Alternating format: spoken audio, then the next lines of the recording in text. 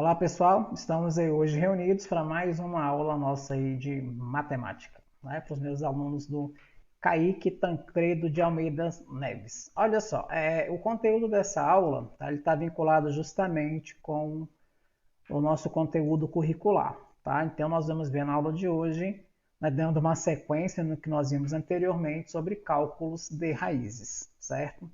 Então aqui, né, nós temos assim as questões a serem estudadas e uma delas envolve raiz de índice par. É um conteúdo assim bem tranquilo, tá? Continua valendo o que eu havia dito para vocês aí nas aulas anteriores, né? Nós temos lá a potência e nós temos a raiz, né?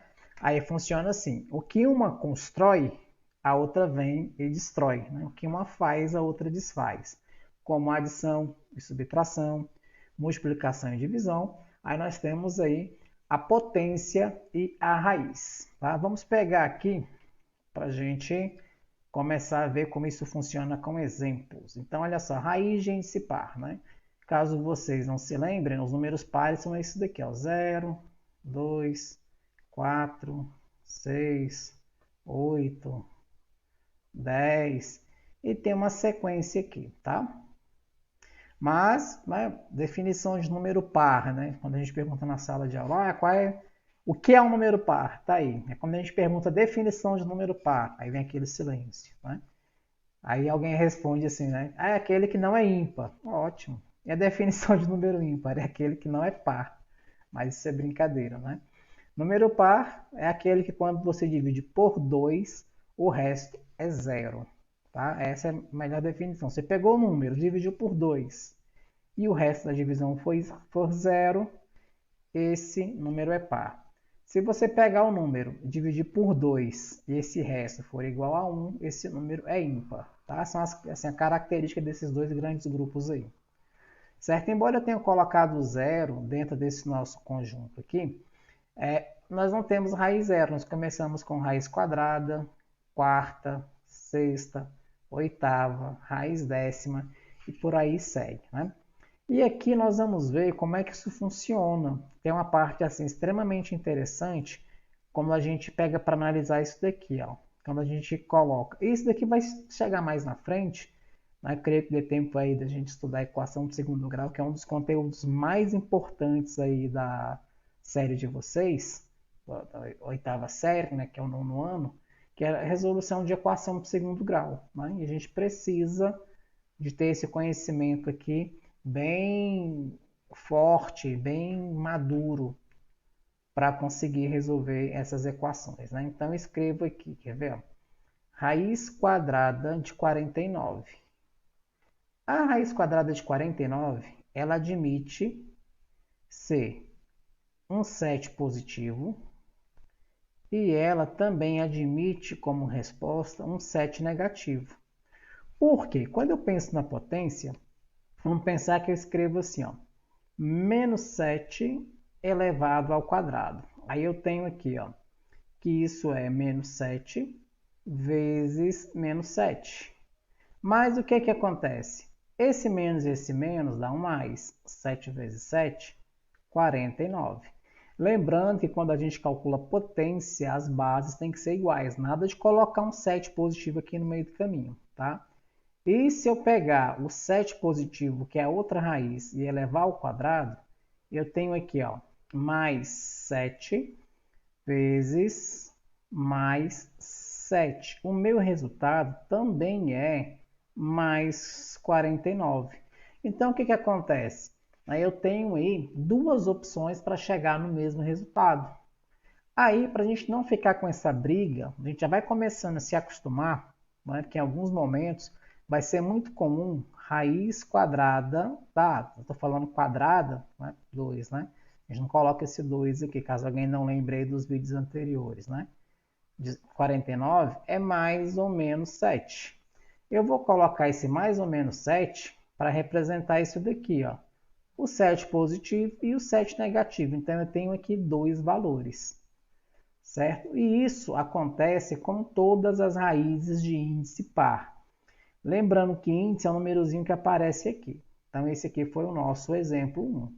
E olha que ele começa definindo um exemplo aqui para a gente com a potência, aqui, ó, para depois chegar na conclusão desses dois resultados. Também é uma definição válida, né? Ele parte do que a gente já conhece, domina bem, que é trabalhar com potência para chegar na conclusão da raiz quadrada. Vamos pegar o próximo exemplo, ele fala aqui sobre a raiz quarta, né? Vamos lá. Então, nós temos aqui na linha 3 e linha 4, que ele colocou aqui para a gente, vou tentar seguir a lógica dele aqui. Ele diz para a gente que se eu pegar um 2 positivo e elevar a quarta potência, lembre-se sempre que potência vai ser você pegar aqui, ó, 2, vamos colocar o mais aqui para manter o padrão, né? Mais 2 vezes mais 2 vezes mais 2 vezes mais 2 aqui.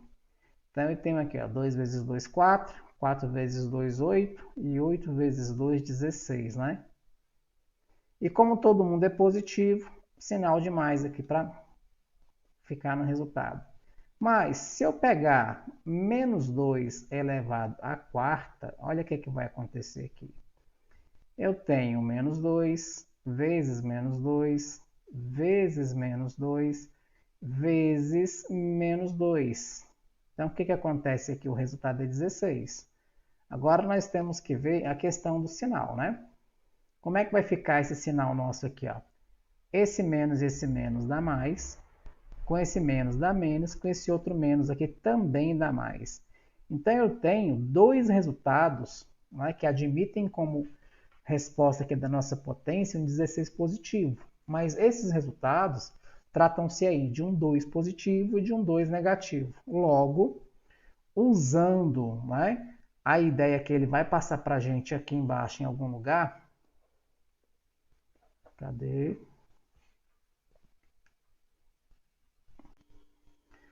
Sim, como dizia eu, né, nós vamos pegar e aplicar esse conhecimento aqui que a gente acabou de desenvolver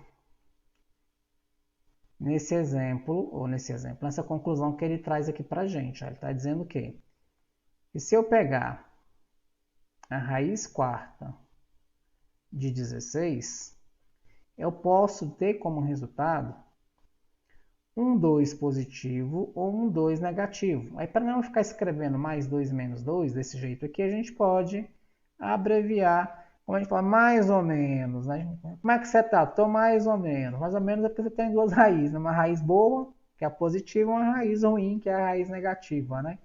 Então, a gente escreve logo assim, mais ou menos 2. Pronto.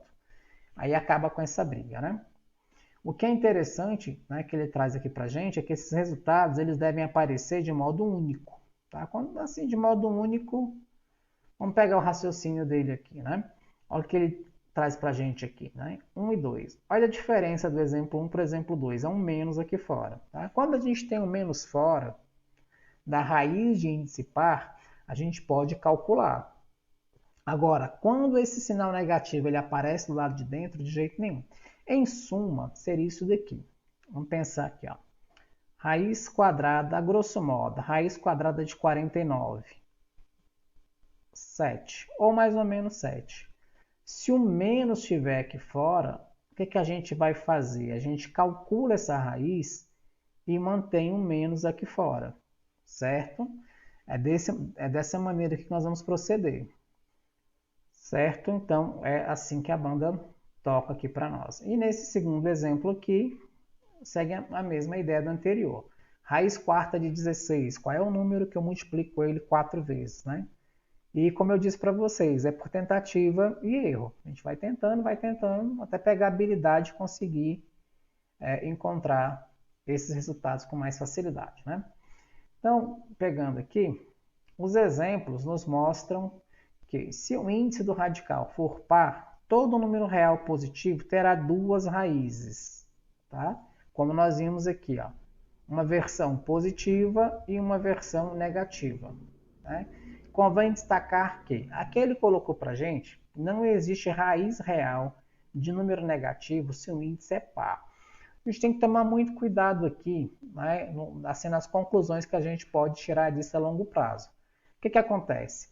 Não sei se vocês lembram, mas acho que das aulas anteriores ou nas séries anteriores, né, nós estudamos sobre conjuntos. Né? Tem o menor conjunto lá que é o natural. Aí depois vem um outro conjuntinho maior que é o conjunto Z, que é onde a gente começa a trabalhar com número positivo e negativo. Aí depois vem um outro conjuntinho maior que é o conjunto Q. Aí vem um conjunto dos números feios, né? Igual meu desenho aqui, que é o conjunto dos números irracionais.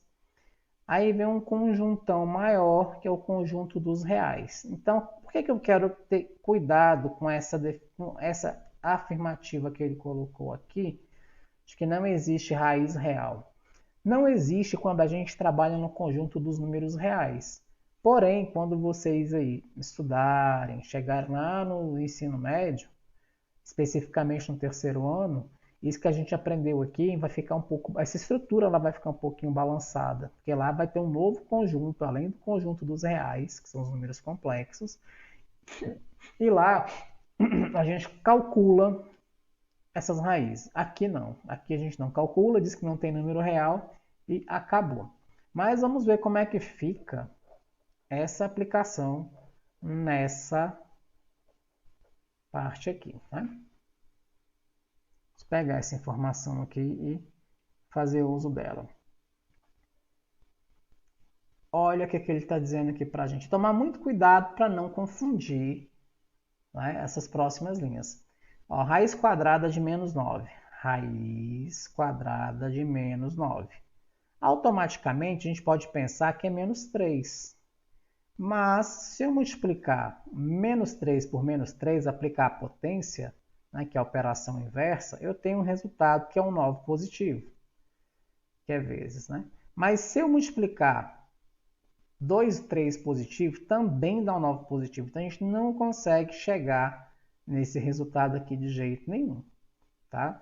E a colocação que eu faço para vocês é o seguinte: se aqui for um número par, aparecer um menos dentro, a gente não tem solução. Tá? A gente costuma dizer que essa solução não pertence aos reais, representa dessa forma. Tá? Aqui ele coloca para a gente, ó, nenhum número real, porque se eu pegar os números reais e elevar ao quadrado, que foi o que eu fiz para vocês aqui, a gente não consegue. Aí, geralmente em sala de aula tem alguém que fala assim, ah, professor, coloca 1 mais 3 vezes 1 menos 3. Nossa, beleza. É uma solução assim bacana, mas ela não é o que a gente está procurando. Até porque quando a gente trabalha com potência, necessariamente nós precisamos de ter um produto entre duas bases iguais. Ou todo mundo é 3 positivo, ou todo mundo é 3 negativo. Desse jeito aqui não pode, tá? E o que tem que ficar claro para vocês é o seguinte, que menos fora pode, em todos os casos, e menos dentro, se aqui dentro desse índice nosso aqui for um número par, não tem como resolver. Mesmo que peça para calcular, você não vai lá e calcula, tá? É um detalhezinho interessante e ao mesmo tempo importante para que vocês não caiam em ciladas que possam vir a aparecer, né? Para encontrar soluções aí fantásticas, né? Agora, quando nós temos uma raiz de índice ímpar, aí a história já muda, tá? Vamos colocar aqui quais são os números ímpares, né? É 1, 3, 5, 7, 9, 11 e por aí segue. Tá? Número ímpar, lembrando vocês que é aquele que não é par. Então, por exemplo, raiz cúbica de 8. Raiz cúbica, 3 é aqui, né? Raiz cúbica de 8, a gente sabe que é 2, porque se eu pegar o 2 e multiplicar ele 3 vezes, dá o 8. Raiz cúbica de menos 8. Tem como calcular? Tem, porque esse número que aparece aqui, ele é ímpar. Isso quer dizer que se eu pegar o menos 2, multiplicar por menos 2 e multiplicar por menos 2, vamos primeiro número, né? 2 vezes 2, 4, 4 vezes 2, 8. Menos com menos dá mais, com menos menos. A gente consegue chegar no resultado. Então, qual é a conclusão que eu quero que vocês cheguem aqui? Independente, tá, da raiz ímpar, se o negativo está dentro, você calcula, se está fora, você calcula. Vamos colocar assim que a raiz com sinal negativo com índice ímpar é mais tranquilo para a gente calcular. O que é interessante é porque admite apenas um resultado. Fiquem atentos a isso daqui, ó. Cada número natural tem apenas uma raiz. Então é errado, vamos supor, raiz cúbica de menos 8. É errado escrever mais ou menos 2. Ou essa raiz é um 2 positivo, se o 8 for positivo, ou ela é um 2 negativo, se esse 8 aqui for um camarada negativo. Tá? A gente tem que ficar ciente disso daqui. Aí se você assistiu esse vídeo até aqui, estamos aí quase terminando essa aula, tenta responder para mim. Vou pegar o gancho pelo que ele colocou aqui, né? Vocês dariam conta de calcular quanto é que dá menos 1 elevado, colocar uma questão do ano, né, a 2021. Quanto é que dá esse resultado? Né? Tentem calcular, estabeleçam estratégias, aí vai no comentário e coloca para mim esse resultado. Tá? Se tiver um argumento, melhor ainda. Mas se não tiver argumento, quem sabe aí na próxima aula eu resolvo isso para vocês. Né? E o resultado é surpreendente. E aqui nós somos agraciados aqui com um resumo, né?